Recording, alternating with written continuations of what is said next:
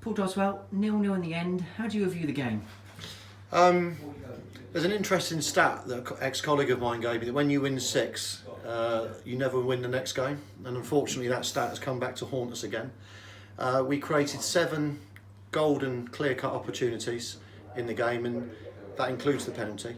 And ultimately, if you don't take golden chances in this game, it can come back and bite a bit. But listen, after against a good, organised Chelmsford side, knew what they'd be about, good players that played at a good level within the Chelmsford team. They set out their stall early to really flood the midfield. That's a compliment to us. I think they set up to stop us. And as I said, if you look at Ross's saves in the game, I think you'll find it was verging on nil. But you look at our chances. Jonah in the first minute with a header from about 2 yards out.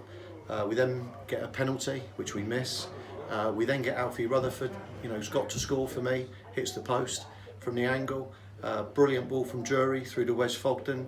Again, a little dink from Wes, that's in. Save from the keeper. Second half, Jonah's taken on 5 players, got a finish, from 6-7 yards out. So the list was endless in terms of the amount of good chances we created. So in terms of how we played, really happy. Happy that the unbeaten run continues, because that's important. And like I said, it's if you look at next week, if we can get a result at Tonbridge, a positive win, then that would put us on the 12 points, as I said, the 2 points a game that we're looking for. But credit to Chelmsford, as I said, how they set up. Always felt a bit nervous in that last 10-15 minutes that they could potentially hit us on the break or get something from a set piece. So you take a point and move on. But the other thing is that you've got to look at what happened on Wednesday night, the amount of effort that the players put in. Not a massive recovery time through to the Saturday, and there were some tired legs out there in that last 10-15 minutes. As I said, I think you're asked to do too much at this level of football. I think to be asked to play 10 games by the first week in September is ridiculous. So the quality at times will drop. I thought there was a little spell in the second half for 20 minutes where the game went very quiet. And I say a lot of that is to do with tired minds and tired bodies. At this stage of the season, how important for you do you think it is to stay unbeaten? Okay, it's a point today, but it means we keep our unbeaten record intact. I'm more interested in the performance. I thought the performance today, for every part of it, was very, very good. I mean, if you're going to create 7 chances in any game, you'd expect to win the game. The only disappointing thing today, unlike Wednesday when we probably took 6 of the 12, we had 6 or 7 chances today and didn't take any. So that's a disappointment. Listen, Simon as well, I don't think he's missed a penalty in his whole career. So that was a surprise almost when he missed the penalty. You go 1-0 up, goals change games. It meant Chelmsford would have to have come out at some point and been a bit more adventurous, and it would have opened up the spaces for us. But like I said, that's football. You don't always get what you deserve.